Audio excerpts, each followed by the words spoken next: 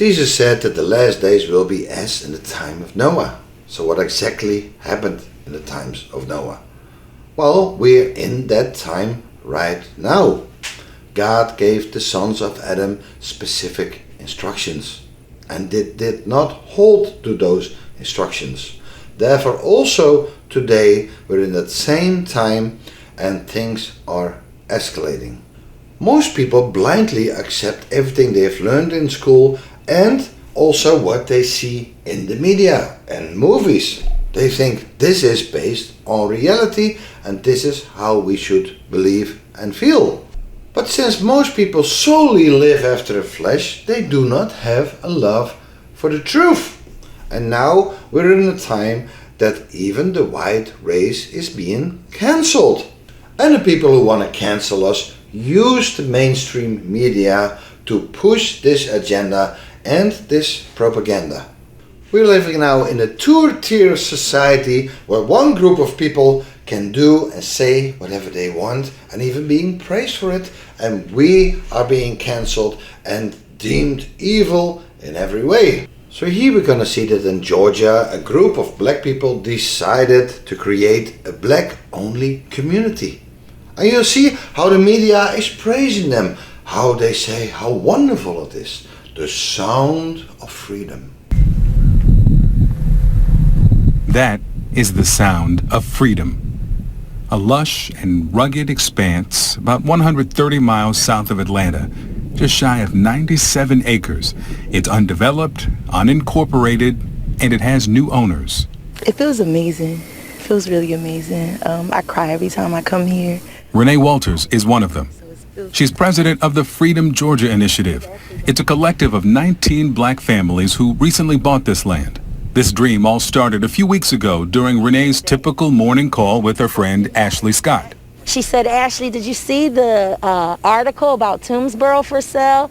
It turns out that the entire small town was never for sale, just a bundle of a few dozen homes and buildings. So Ashley, a real estate agent, looked for listings in the area and found one for this. And it was just such a beautiful piece of land. It was affordable, and it just made sense that we could create something that would be amazing for our family.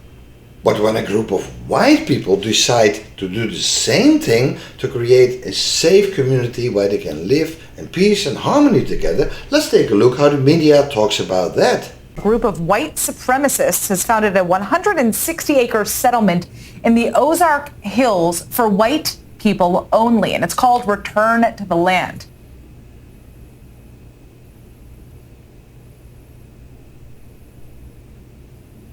What we've done here is establish a place where we have control over who our neighbors are, and that is just for the sake of preserving, our culture. And that culture, effectively, we're saying this is a white culture, a whites-only place.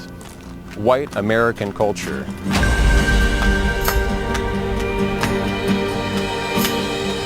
Over the last year and a half, high up in the Ozark Hills in the state of Arkansas, dozens of people have been working hard, leveling the land, building houses. They call it an intentional community based around shared ancestry, a long-winded way of saying something really quite simple. I think we would generally be called far right, sure. It's called Return to the Land, and they invited me in. A lot of people are going to be, why are you making Nazi references? Right. Well, why wouldn't I? A seemingly bucolic and sometimes surreal experience. But this is built on a radical modern premise, made possible because of a new political and technological moment. So even though these communities are the most peaceful in America, there is zero crime rate and these people just want to live in peace and harmony. They are called all kinds of names.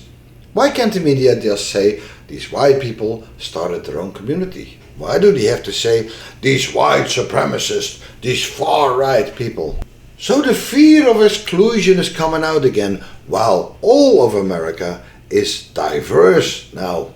You see even that black people are overrepresented in many companies and even in most cities.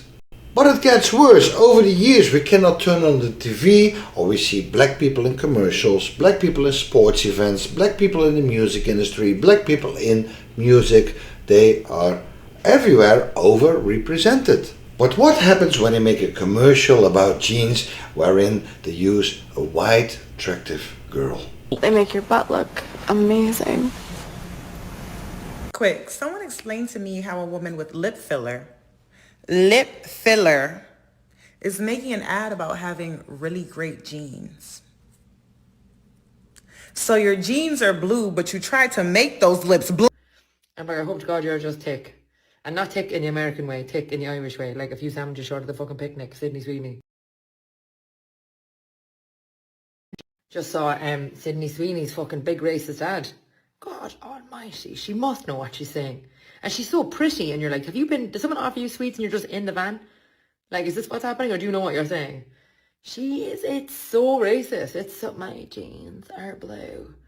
And I hope to God you're just thick. And not thick in the American way, thick in the Irish way, like a few sandwiches short of the fucking picnic, Sydney Sweeney. Good Lord above. Sort your life out. Should we be surprised that a company whose name is literally American Eagle is making fascist propaganda like this? Probably not, but it's still really shocking. Like, a blonde-haired, blue-eyed white woman is talking about her good jeans. Like, that is Nazi propaganda.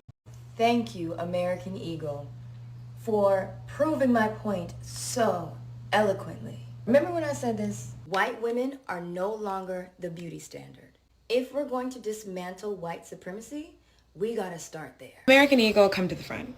Okay? American Eagle, come to the front. Because I don't need to talk to Sydney. She's the talent. American Eagle, come to the front. Mama's not mad. Mama just want to talk to you. Mama's not mad. Baby. What is this? What is this? What are we trying to sell? What am I supposed to want to buy? Jeans? Okay, great. Which ones? You've always sold jeans. Honey, which ones? The ones she's wearing? Which ones are those? I don't know. I've barely seen them.